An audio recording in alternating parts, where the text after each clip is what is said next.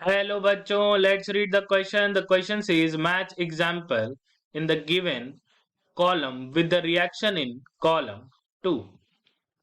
तो पहला है हमारा असाइल क्लोराइड इन PdBaSO4.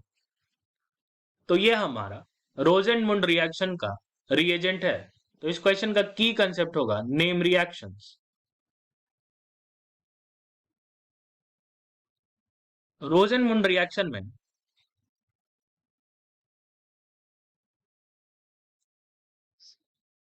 हम असाइल क्लोराइड लेते हैं जैसे कि CH3 C double bond O Cl. इसे हम H2PD BaSO4 बॉइलिंग जाइलिन से ट्रीट करते हैं तो हमें एल्डिहाइड ऑब्टेन होता है. तो ए का होगा हमारा रोजेंड-मुंड reaction which is E. A will be E, sorry 1 will be ई.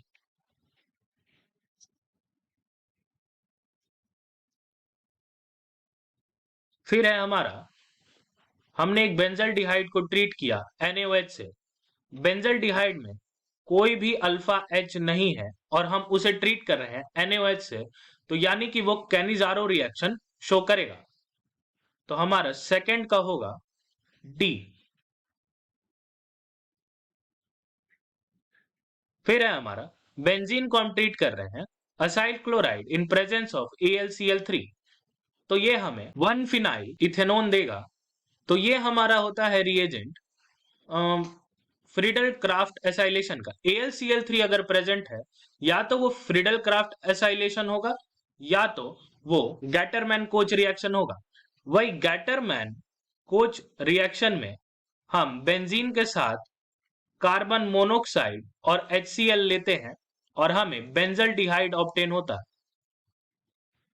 तो AlCl3 के प्रेजेंस से आप ये समझिएगा कि वो या तो गैटरमैन कोच रिएक्शन है या तो फ्रीडल क्राफ्ट एसाइलेशन है. अगर कार्बन मोनोक्साइड और HCl है तो वो गैटरमैन कोच रिएक्शन होगा, और अगर असाइल क्लोराइड या अल्काइल क्लोराइड प्रेजेंट है तो वो फ्रीडल क्राफ्ट रिएक्शन होगा. फिर हम आते हैं अपने फोर्थ नंबर पे जिसमें हम Br2 रेड फॉस्फोरस ले रहे हैं और हमें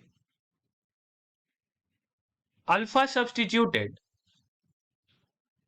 हैलोजन प्रोडक्ट ऑब्टेन हो रहा है, यानी कि ये रिएक्शन HVZ रिएक्शन का रिएजेंट है.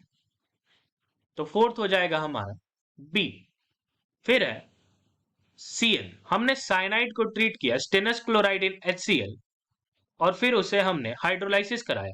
ये स्टीफन नाइट्राइल रिएक्शन या कह लीजिए स्टीफन रिएक्शन. तो 4 हो जाएगा हमारा F.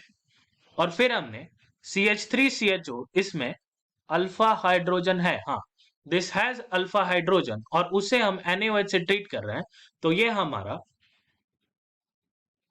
एल्डोल कंडेंसेशन शो करेगा. तो 6 हो गया हमारा C.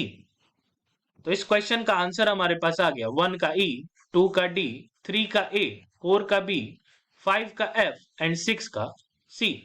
Hope you understood it well. Best of